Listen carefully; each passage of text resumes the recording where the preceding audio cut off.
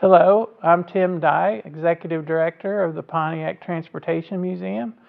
Today we're going to focus on the 1979 Bonneville. It was one of the first cars donated to the museum when we opened up over 10 years ago. It's unusual in that you don't find the Bonnevilles and the full-size Pontiacs as much as you do like the Firebirds and the Grand Prix. People just didn't save them as much or spend money to restore them. So luckily we have this unrestored, original paint, original interior car. It's in a brown color, which is a lot of earth tone colors were used in the 70s. It's got the Pontiac 301 engine in it, of course with air conditioning, power steering, and brakes. But it's not as loaded as a lot of the full-size cars. It's got crank windows and no vinyl top, and it's got just the base hubcaps, not the spoked hubcaps or aluminum wheels.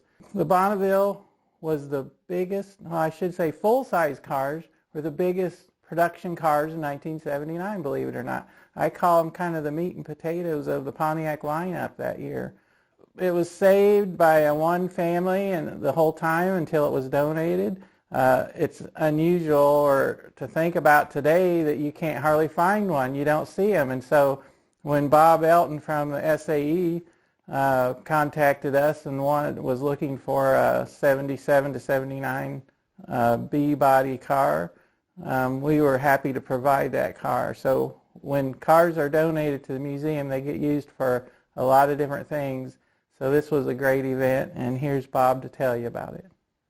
Hi, I'm Bob Elton. I'm with the SAE Mobility History Committee, and this year we put on a display of cars that represented significant changes in automotive history in fairly recent times.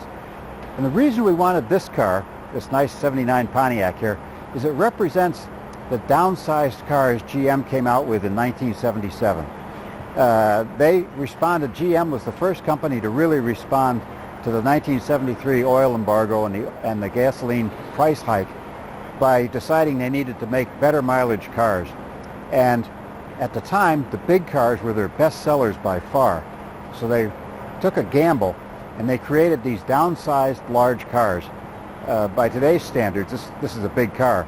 But in 1977, these cars were feet shorter and almost 1,000 pounds lighter than their previous big cars. It was an engineering triumph.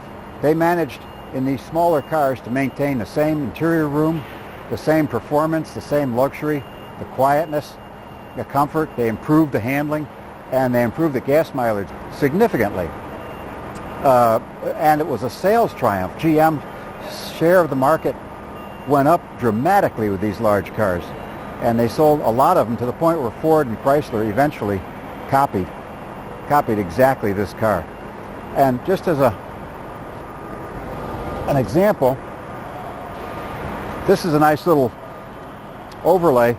This is the Pontiac, this Pontiac in front, and there's a 76 Pontiac.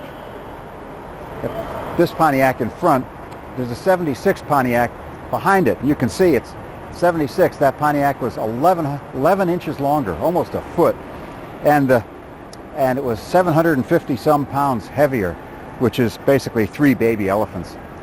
So that's why we have this car in the show. And it was a real hit in the show, actually. Many people came by, took pictures of it, talked about it, and were quite enthusiastic about it, actually. And it's a wonderful car in that it's all original and unrestored and just magnificent condition for a car like this. So we're really pleased that the Pontiac Transportation Museum and Tim Dye brought this car for us to show. Thank you, Tim.